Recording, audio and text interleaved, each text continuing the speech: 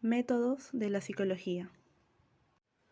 Los psicólogos, como todos los científicos, observan, formulan hipótesis, elaboran teorías y las modifican o mejoran de ser necesario para poder obtener el resultado deseado. Si un psicólogo desea probar que una teoría es cierta, tiene que comprobarla. Al igual que un científico, también sigue un proceso y métodos con los cuales va a poder realizarlo. Como lo mencionado anteriormente, el científico usa métodos definitorios, métodos clasificatorios, métodos estadísticos, métodos hipotético-deductivos, procedimientos de medición, etc. Todos estos son utilizados para poder probar una teoría, al igual que los psicólogos al momento de evaluar una hipótesis y poder probar la teoría que están buscando. ¿Cuáles son los métodos de investigación de la psicología? Tenemos al método descriptivo, método correlacional y el método experimental. Primero hablaremos del método descriptivo. En nuestra vida diaria, todos observamos y describimos a las personas. Cuestionamos sus comportamientos teniendo ciertas ideas del porqué de sus conductas. Los psicólogos tienen el mismo proceso, solo que de una manera más científica. Este método se vale de estas herramientas. La primera, las observaciones directas. Son los comportamientos que pretendemos estudiar. Por ejemplo, la agresividad de los niños que cursan el segundo grado de primaria. La segunda serían las observaciones de laboratorio, que tienen una situación artificial y una controlada. Estas pueden ser situaciones creadas con la finalidad de poder estudiar la reacción de las personas. Por ejemplo, ruidos molestos e intensos en una sala de trabajadores. La tercera sería los dispositivos de evaluación. Por ejemplo, los cuestionarios, las entrevistas, pruebas psicológicas, etc. En la observación de la conducta hay que tener en cuenta las siguientes medidas. La latencia, que es el tiempo transcurrido entre un estímulo y la aparición de la respuesta a la conducta. Está también la frecuencia, que es el número de veces que aparece la conducta. La duración, que es el tiempo en que se manifiesta la conducta desde el comienzo hasta su fin. Y la intensidad, que es la fuerza con que ocurre la conducta. El segundo método de investigación de la psicología sería el correlacional.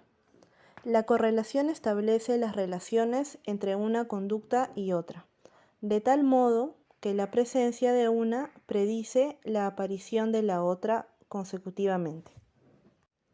Los tipos de correlación son los siguientes. Tenemos a la correlación positiva, la que nos dice que dos variables aumentan o disminuyen al mismo tiempo. Por ejemplo, cuando hace calor, se comen más helados.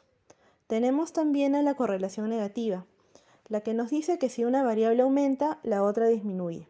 Por ejemplo, a mayor depresión, menor autoestima. Está también la conclusión errónea de causalidad, la que nos dice que dos factores que se correlacionen no significa que uno cause al otro, pero nos permiten hacer predicciones para conocer mejor el comportamiento futuro. En tercer lugar, tenemos el método experimental.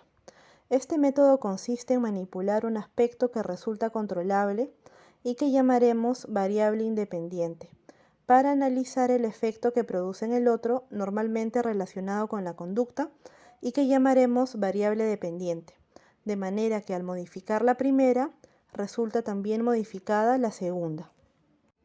Existen dos tipos de hipótesis. Tenemos a la hipótesis nula, en la que podemos ver que los cambios que el experimentador realiza en las condiciones de la prueba no altera el resultado de esta.